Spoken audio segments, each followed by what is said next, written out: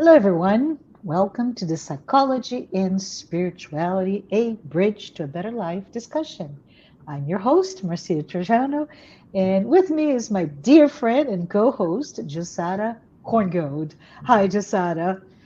Good to see you here. Hi, Marcia. Hi, everyone. Good to have everyone here. Awesome.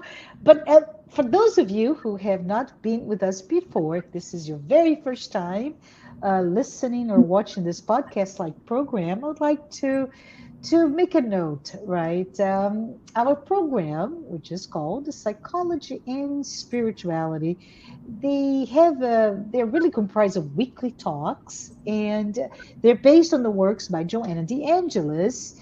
They're here to offer you a safe space to confront, yes, confront, to compare, to correlate, to expand our notions of spirituality, those concepts, as well as adding the psychological lens so that we can have perhaps access to insights, tips, real world advice that help us lead a better life. So, if we consider how vulnerable we all are, right?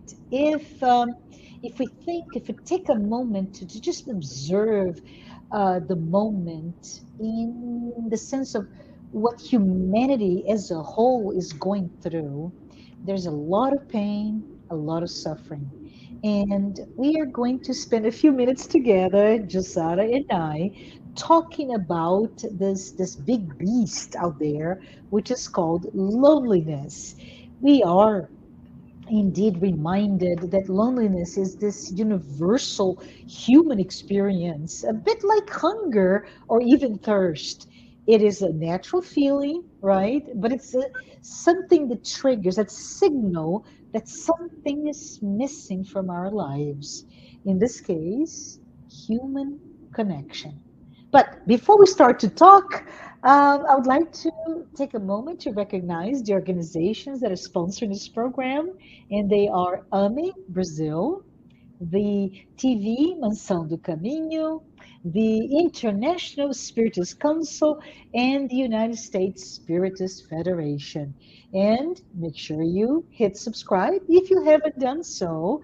If you'd like to check us out, learn more, and even get to other channels, please come to our website, www.spiritist.us. If you have any questions, oh, please feel free to put your comments, your thoughts, feedback, critique, or any questions in the chat window, and we'll try to fit it today. If not, we'll look at them at a later time. But Josara, thank you for being here today. Let's talk a little bit about this feeling called loneliness, right? And as I said before, what we need to establish before anybody says anything, this is indeed a universal experience. It's something that we all go through. Unfortunately, Josara, some of us, and I'm talking about us generally, are more susceptible to, say, acute or chronic loneliness. And it is important for us to recognize that there are subgroups of people, those who are most vulnerable, and they are the elderly, or interesting enough, college students, right? So individuals that are just taking on that next step from a very protected sense of home, your nest, if you will, and they leave and they are now establishing their young adult a period of their lives, and most of the time in a different city with a maybe not their own social network, and most of the time very much alone. There's another subgroup out there that is extremely vulnerable, and those are so-called anyone who is a marginalized or at-risk group. And we're talking about perhaps those suffering from a terminal illness, confined to a hospital bed, or somebody who committed a crime and has been moved into a incarceration period, etc., etc. So there's some of us they're especially vulnerable to this so-called feeling of loneliness. And in fact, I want to just out of before I ask your thoughts about it, but I wanted to bring some data points. There are, and this is a study that was done. The study's name is Loneliness and Social Isolation as Risk Factors for Mortality. It's a meta analytic review. They state that those who are feeling alone, and it's not really surprising, but their mortality rate, the risk of death, actually increases by 26%. And before I bring more data points, because I have a few, Jussara, what are your thoughts about all this difficult living life as as an alone, lonely being? I think the subject today is of such great importance because, like you said, we are all susceptible to feel it, and I would say that I would dare to say that perhaps everyone has felt lonely at some point in time. But I think it's important as well for us to make a distinction here from starters, which is the difference between be alone and feel lonely, Yes, because feeling lonely has nothing to do with people that may be surrounding you. You may be like you mentioned, for instance, people that are in nursing homes or even colleges. They are all the time surrounded by people, but by people that not necessarily see them, that not necessarily want to establish any kind of a relationship with them, that wants to hear about them, right? And other mhm, people that may be alone, not all the time surrounded by people, they may feel well with their position because they know that they have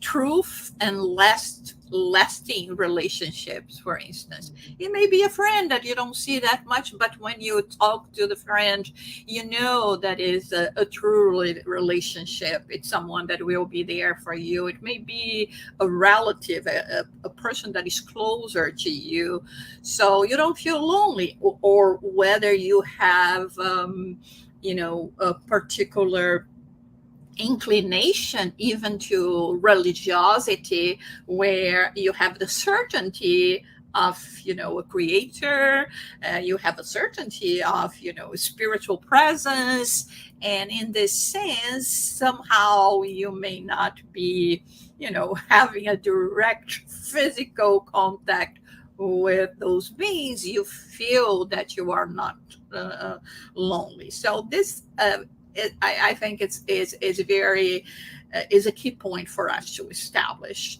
yeah, because many people will say, "Oh, that person is always alone." Well, I may be alone, but I may feel very well with myself. I correct. I have I love my books, my paintings, my strolls, or whatever.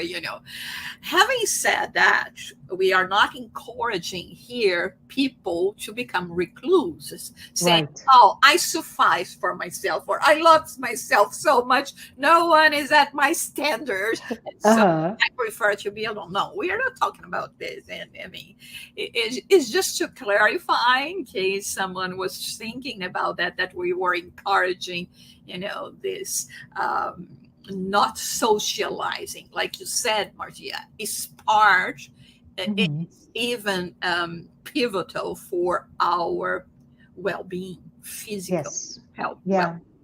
So just to if I will regurgitate a little bit of what you said, just to make sure I understand. On one hand, we have being alone, physically alone, and that's that perhaps social isolation for one reason or another. Let's say I am. This is just a completely completely fictitious here. I got a grant to go to, say, the Antarctica for a study there, and I'm completely isolated. But boy, I'm not feeling alone because I knew the conditions and I was prepared emotionally, etc., or maybe an astronaut, etc. So there's the fact that you can be alone, physically alone, but the other, which is that sense of loneliness. And by no means we're saying making an apology for one or the other, right? But if we keep working on the data before we talk about how does it impact us and how what can we do to really counter to those negative aspects of loneliness.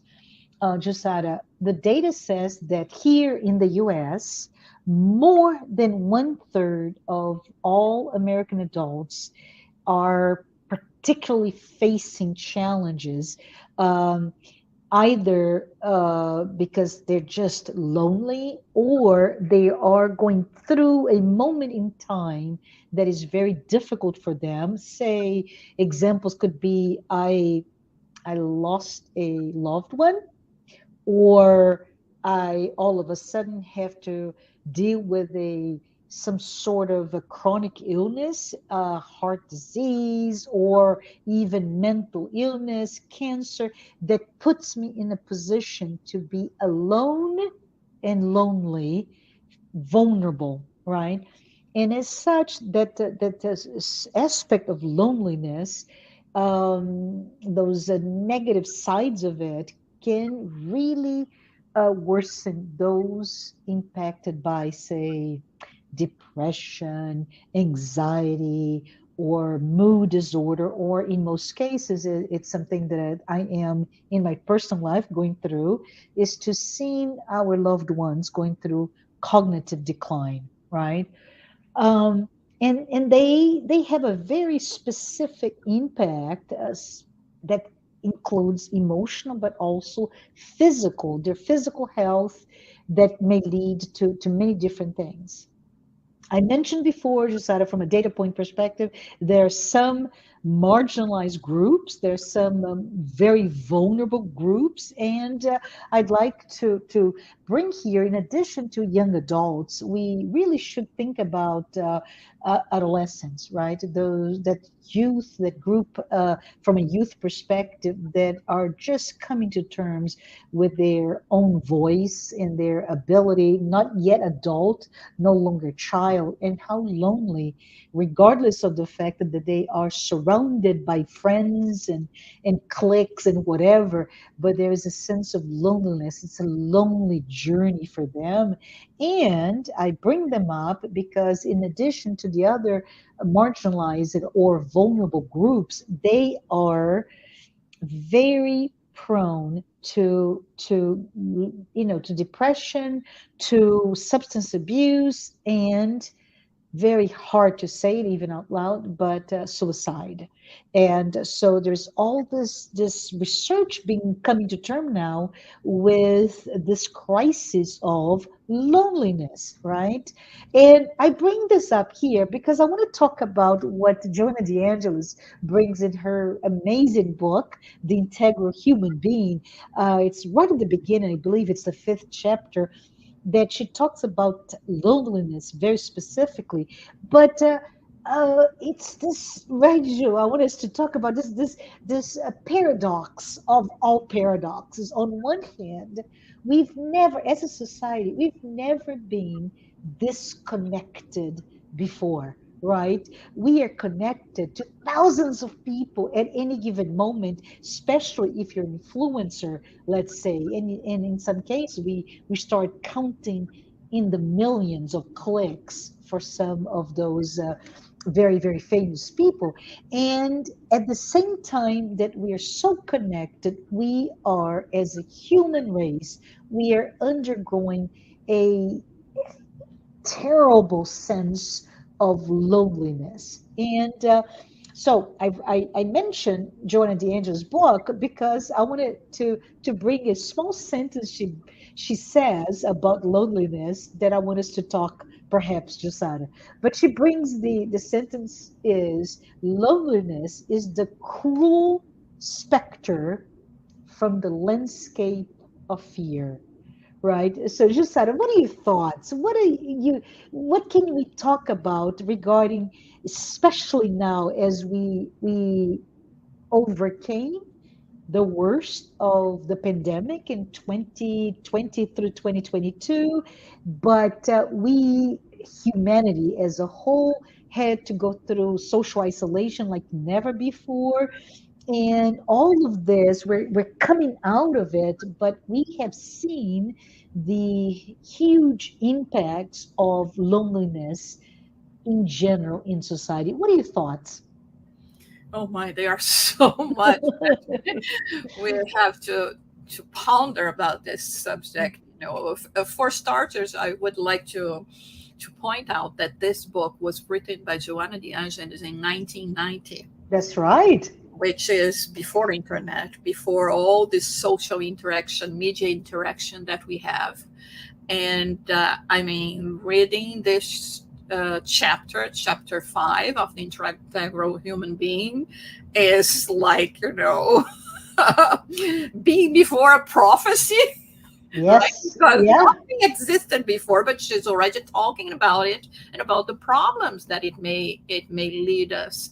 Like, for instance, this crazy search for fame, for the 15 minutes of fame, like Andy Warhol used to mention. Yeah. And but at the same time, as we said before, the difference between being alone and feel lonely, we don't have to go to extremes, like you're going, like you said, out of space. But sometimes we see people surrounded by people, but at the end of the day they say, I'm lonely, because those are friends, acquaintances, companions, but it's not Mhm. someone that I feel really any kind of connection, or that I feel at easy to open Mhm. myself and share personal situations.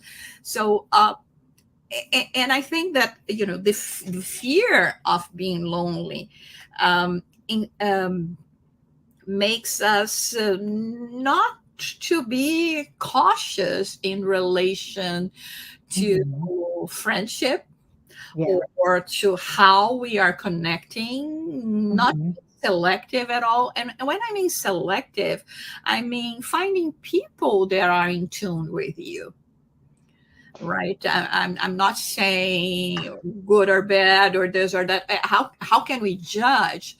But people that will have inclinations, or okay, good inclinations that may inspire you. Yeah. Mhm. So, like, when we are talking about Instagram, Facebook, you just, follow, accept as friend. You don't know anything about the people that you are connecting with.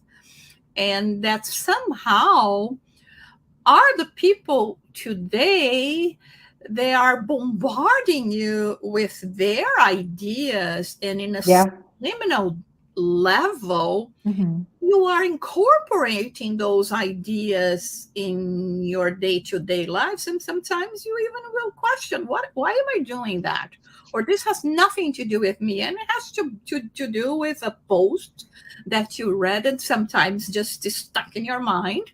Yeah. It's even dangerous when we think about it. It You- is. it is the Mhm. same effect of advertisement, right? I mean, you keep on watching those things, and then you say, you know what? I need a new cell phone. I mean, the cell phone. Oh, forget the cell phone, Jusada. I need a pizza, and I just had dinner. Right? Right? It's Yeah, that type of yeah. impact. But I wanted to bring something else, because if we were to ask within ourselves, this hunger, this thirst that loneliness is, this something is missing, and what is missing is that human relationship. And you brought up something so critical. Yes, I may have 8 million clicks, Hmm. but do I have a human relationship, right? And if we go back a little bit further, Josada, if we think about it, the human relationships are really the glue, right? The mechanism for me feeling well. And that's what you're talking about. We end up with the herd mentality, right? Following, and we're so bombarded with the same of the same that we end up building a behavior that follows the created need in society. But why? And if we think about why, it's really our need for personal validation more than ever, right? The modern man, and we're talking about you and me, Jusada, and everybody else in this call, we as modern individuals, we live in a society that has created this new way of working, this new way of living that requires some sort of personal validation. And if I think about it, and I'm just going to do a little bit of flight of fancy here, Jasad, if you don't mind. Right. So let's think about society, what is expected of society, what is that norm, or I'm going to talk about here in the square that I'm building in my with my hands, right? What is the mainstream versus outside of the mainstream? And we come with this idea that you have to behave a certain way, and by behave we have to dress a certain way, you have to have a certain hairstyle perhaps, or even a certain body type, a certain age group, and beyond that I even think about wit, right? A certain cultural bent, the ability to eloquently talk about this or that. And yes, I got it. Let's go back to what about everybody else outside of the square, right? Outside the mainstream. If we think about it, what about those extreme introverted personality types, or and you and I know about this, Josada, in terms of what we know from spiritism and sensitivity that some of us have. So what about those individuals that are so sensitive that even a charge of negativity can really hurt you badly? And if you think in terms of a purely material perspective, what are their chances of success, right? How do they create in this context of our life today? How can they be equipped to have successful and or meaningful connections? And I even go further, just Sarah, you and I were not born in this country, right? And I just immediately sympathize with anyone. It doesn't matter where you're from, but anyone who has difficulty in even expressing yourself through words, right? Or ability to express your ideas, or create that environment, the new social environment where healthy social interactions are there. So we are really confronted with this question: who are we? And who are we if we're not inside the box? And beyond everything I said, what about people that are perhaps autistic, or on the other spectrum have ADHD, or have suffer from anxiety disorder, or are uneducated? My goodness.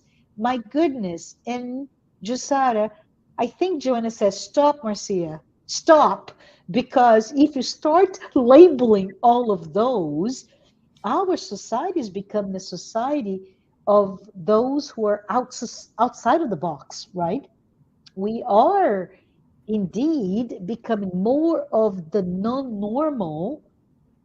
And how do we become accepted or belonging or creating a sense of connection when perhaps we don't look alike, we don't talk the same, we don't speak the same lingo, or embody certain cultural aspects? And I think it's really important for us to perhaps talk about what do we do, or even why do we do it, right?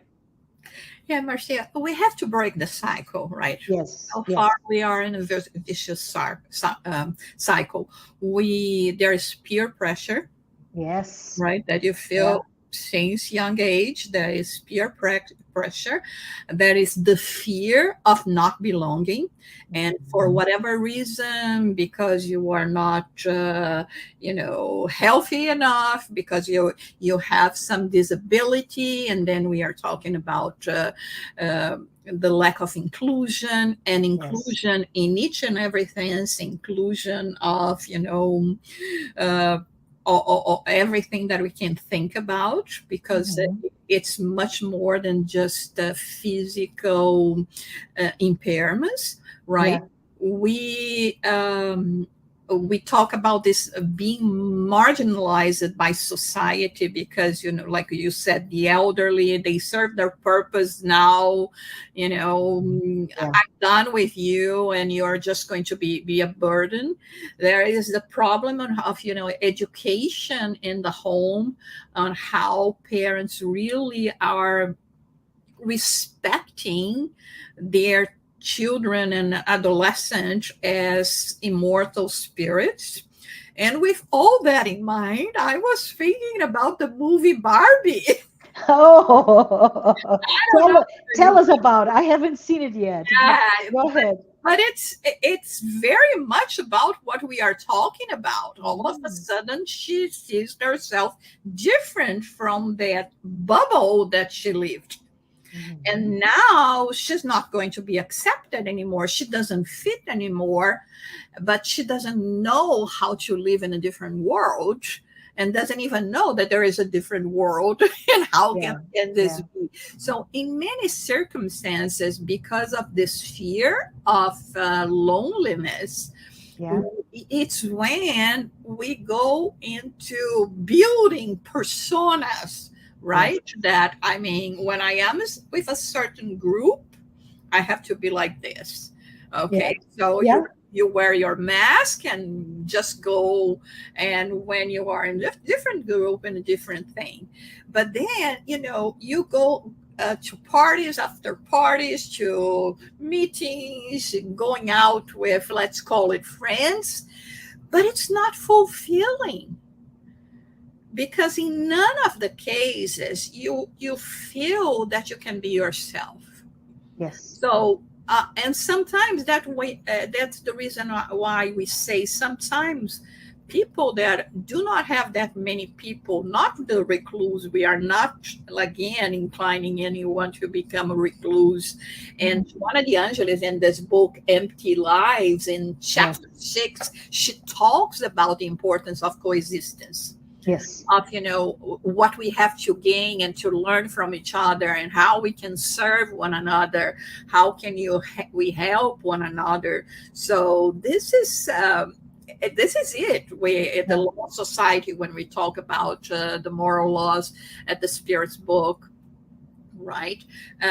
So there is no question that we need one another, that we depend on another, and that we are a network of yeah, spirits. Not only there are real here in the physical realm, but also in the spirit realm. And the more we understand that, and the more we look for individuation, right, to yes, really integrate ourselves, to start analyzing who we are, yes. what we are doing here, and and knowing that it's not quantity that is going to fill the void, but only quality. It's We the were connection, right, Jussara? It's really the bond that only comes with depth. You're going Oh, to look for more substantial yes. things to do in relationships. And in this way, it's like, uh, you mentioned pizza, right? You ate pizza, but actually, we were thinking about having, something different. But there there was just pizza. You eat the pizza, and after that you say, I'm still hungry. Yeah. How can you be hungry if you just fed yourself with so many pieces, That's a good metaphor. Yes. right? Yeah. Yeah. But at the end, it was not what you needed. What you're really Yeah. uh, uh, hoping to have, and Yes. then in your brain, you are not satisfied. Yes, yes, very, very good, very good metaphor. How do we quench this thirst or fulfill, satiate this hunger for human connections when the quote unquote pizza of all those likes and enormous follower groups, etc. Or I'm even going to something that Joanna brings in both books, the idea of success, right? You want to belong, and you need to do this by being successful. To be successful, you build those personas that you talked about, and you have it all. And then you ask ourselves, do you? And I say that because I'm just going to bring um, three different people, right, that have one single um, commonality between the three of them. And Anthony Bourdain, Robin Williams, right, and Kate Spade, a celebrity chef, a comedian, an actor, and a designer. And the three of them had it all. The whole world bowed to them, to their intellect, to their ability to design, their ability to be witty. They had it all, and they all committed suicide because they felt alone and they did not have anyone there to, despite their large entourage, to help them to connect. And one of the things that Josiah that we do, and I am bringing here because I would like for us to move away from the the problem that we're facing, loneliness, to perhaps some solutions that we may have. But one of the things that comes to my mind when we try to flip here is the fact that on one hand, you are feeling social isolation or a loneliness despite the number of followers and clicks and millions of dollars in your bank account, whatever that is, that it is your indicator that you're successful, but you're not mature, psychologically mature, and it is so hard to look at yourself that you end up using defense mechanism. I prefer to inebriate myself. I prefer to dull my senses or my awareness of how I'm suffering instead of looking at why do I hurt so much. Let's talk a little bit more about this journey toward inner discovery, and Josiah, perhaps what is the one element that Joanna, in this case, in this book, in this chapter specifically about loneliness, she brings to us in this silver platter, right? That one element, which is courage. First and foremost, you got to have courage to go through this inner voyage. What are your thoughts about this potential solution to this terrible feelings of loneliness? One of the things that we we see prevailing nowadays, whether it was here before, we are talking about now, okay, our current times. The reason I say that is because yesterday I was watching something that people were saying that families are not paying attention to their children nowadays, and I thought, well, it never happened, especially when children were not even considered. They were even forbidden to voice anything in their homes. But so just to make it clear, we are, It's interesting, right? From context, yes, I right? mean, Yeah, yeah. I felt like saying, hey, wait a minute, it never happened. We still have to do that. Before, children were, I mean, in the 1900s, right? You had sit silent, Yeah. the patriarchal system, etc. Well, let's not go there. But so the things that we are talking here is that overall, what we can see is a tendency for us really to numb ourselves, meaning I don't want to deal with my own pain, Hmm. and of course, I don't want to deal with the pain of others. But you see, this is the solution. And call me crazy, but at this moment the idea that came to my mind is, if you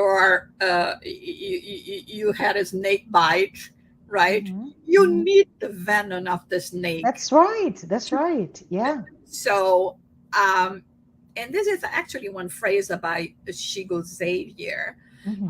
when the most well-known medium in Brazil, and when he said that, when we are overwhelmed by our own sorrows, that we should go and help others. Yes. And immediately we are going to stop thinking about ourselves. Not because of comparing, but because we are going to be giving a purpose to our lives. And in this chapter, Joanna de Angelis says that without an ideal, we are Hmm. mummified alive, I know. Isn't it great? right? Isn't it great metaphor? We want to be so alive and everywhere, everywhere, in every group and every whatever. And then we are mummified. I love that. Thanks for bringing that imagery back. Yeah. Yes. So, so for starters, I think the solution again is, like you said, is not being afraid to look at ourselves Mhm. and to be able to embark in this journey of, bringing the self out. It's no longer time for us just to be hiding in personas, Yeah. right? Or, the world wants me to be a Barbie. Yes. Yeah. um, or wants me to be a certain way, and this is not the way that gives me any inner satisfaction anymore. It is very good that this generation is not conforming, because True. before, we had, even when we talk about professions, we had six, or a couple more that were considered prestigious, and nowadays we see people achieving things, results, in the professional life, financial results, in so many different avenues of life, Yeah. and really challenging us to review the old concepts. But at the same time, like you said, when we see all this wave of goodness, we unfortunately see, as well, all still, our human nature that has this fear of being lonely, to submit Yes. to what is considered to be, a place of prominence in this day. So, you go after this flickering fame, Yes. or and I think, like you said, or Joanna de Angelis said here, it's courage Yes. to be a change maker, to Yes. realize that, no matter how long you are going to try to fill the void, if you don't feel with ideals, if we don't feel with altruistic actions, um, even towards yourself, and acceptance towards yourself, Yes. you are going to feel lonely, because even yourself abandoned you. Yes. Oh, beautifully said. I think when you're talking here, Jussara, so the main aspect here is to have courage to, and I'm going to make a gesture here, which is the spotlight, right? I can see the spotlight looking at me, which we use that in the idea, and we talked about this before, seeming instead of being. right? We curate, we create this fictional character with our personas, that we create a narrative that is posted in every moment of our lives. We post and we create a hollow picture of who we are, how we dress, how we smile, our family life, how we, our children, how we work out, how we, it just whatever. Those photos and selfies are omnipresent, but they are carefully edited to create that narrative of who you're not. And why is that? It's because you need to be accepted. You need to have to belong, like we mentioned before today, to belong to a group, to belong to a sense of a success, of respect, whatever that is. And then we shift, no longer moving the spotlight. I'm still making the gesture of the spotlight, but look at the spotlight as in, what am I feeling? Who am I? Right? What am I being? There's no such a construction, but what am I not doing, but what am I feeling, emoting? How can I go back to inside of myself? And in this pursuit of creating human connectedness, let's now move the spotlight to those others, especially. What a great opportunity. Let's look into those vulnerable groups, the elderly, those who are sick, those who are desperately isolated in need of a word, of a thought, of a touch, right? So that in doing that, we dissipate the veil of the need to fulfill our hunger with a quote unquote pizza when we really need something else. So we can truly feel fulfilled. What are your thoughts? Some images came to my mind while you were talking. Uh, the last of them, I will start with the last one, was when you were talking about the elderly, is that I don't know the name of the flower. Okay. I'm not a specialist, but I know that there is a flower that only opens at night, the muguet, I think. I'm not so sure. And it spreads its perfume at night. Mm-hmm. So I was thinking about the elderly, Yes. they are at the, dark, meaning, the the end of their days, Yeah. but it's when they can really transpire and give us so much beauty or so much teachings and sharing. Wisdom. Wisdom, right? Is Yeah. exactly the word I was looking for. And another thing that I was thinking in all this urge that we have to be accepted because otherwise I'm going to be set apart or feel lonely, is that again I was thinking about a field of flowers, different flowers, and all of them are flowers Mm-hmm. and all of them are beautiful, Mm-hmm. regardless that they are different from one another.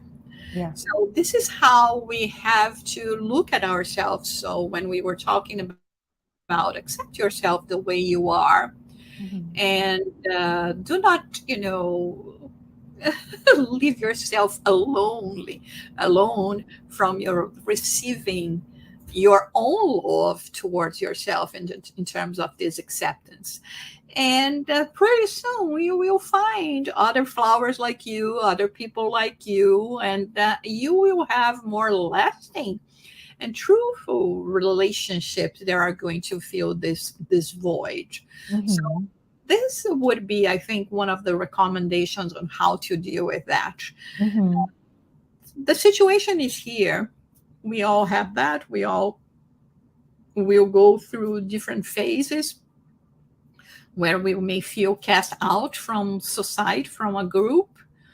But let's go and look for where we are really belong. Let us give ourselves opportunities, belief in ourselves, and Mm-hmm. because many times those that we are trying to follow very soon will get into oblivion, Yeah. Yeah. right? What about the idols of the past, right? Yes. The writers, movie stars, entrepreneurs, all of those people, pharaohs, emperors, where are they? They all return to dust. Yeah. In reincarnation. Yeah. But I think this is one thing. We are all children of God, and we're never going to be alone if we allow God to be with us and if allow ourselves to understand that. To connect with God Yes. as the source of it all, Yes. right? And I think this is beautifully said, Jussara. I know we're getting to the end of our time together, so I just want to say first and foremost, thank you. And I want to say to all of you who are chronically feeling alone, you are not alone. You can always reach out. There is something very interesting out there called Project Unlonely that talks about healing through the arts, through the conversation, through connections. There are many, many resources out there. You are not alone. We are all here, and if we seek our humanity with courage, we are not alone. But with that, Jussara wanted to just end by reminding everyone that we meet weekly and that the basis of this study that we brought today is Joanna de Angelis. Joanna de Angelis is the spiritual author that worked with close collaboration by Divaldo Pereira Franco and produced the psychology series or the collection, the psychology collection, which is a series of books, in total 16 books, and with that series, Joanna created a bridge between spiritism and depth psychology. So I say those books are truly a gift to all of us because they bring about themes such as this one today that is quite difficult for me, but they discuss what is behind the surface level discussion, right? Data points are there, but let's look around. Why do we feel this way? Let's look at the root cause and look for some solutions to help us be better prepared to face what we have.